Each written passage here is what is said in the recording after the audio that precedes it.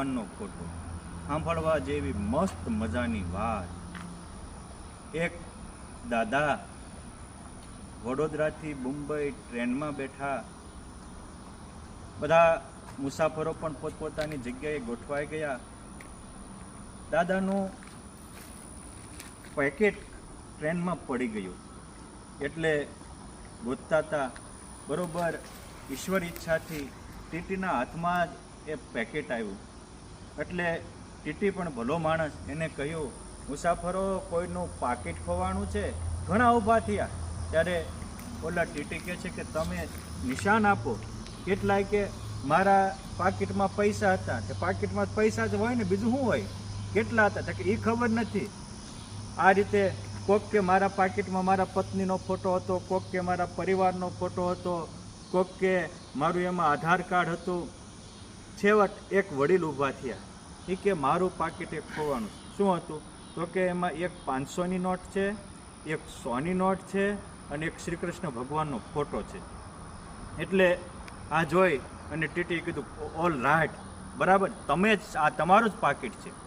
પાકીટ એને આપી અને વડીલને આદર આપીને કહે છે કે તમે આ બીજાએ તો એના પરિવારના ફોટા રાખ્યા, પત્નીનો ફોટો રાખ્યો, બીજું બધું રાખ્યું, તમે ભગવાનનો જ ફોટો કેમ રાખ્યો? ત્યારે આ વડીલ પોતાના અનુભવમાંથી કહે છે કે સાંભળો, પહેલાં હું નાનો હતો, મારા પિતા સ્વર્ગવાસી થયા, મેં મારી માતાનો ફોટો રાખ્યો, પણ માતા પણ અચાનક સ્વર્ગવાસી થયા.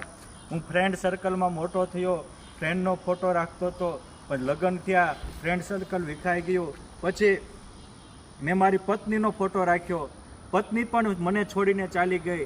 દીકરાના ફોટા રાખ્યા, દીકરા પણ મને નોંધારો મૂકીને ચાલ્યા ગયા. પછી મને એમ થયું કે રાખવા જેવા તો એક ભગવાન શ્રી કૃષ્ણ છે, અને આ ભગવાનને રાખ્યા તીદુનો હું સુખી છું. રાખ્યા જેને રાખણ હારને રહ્યું રહ્યું તેનું સર્વે રહ્યું.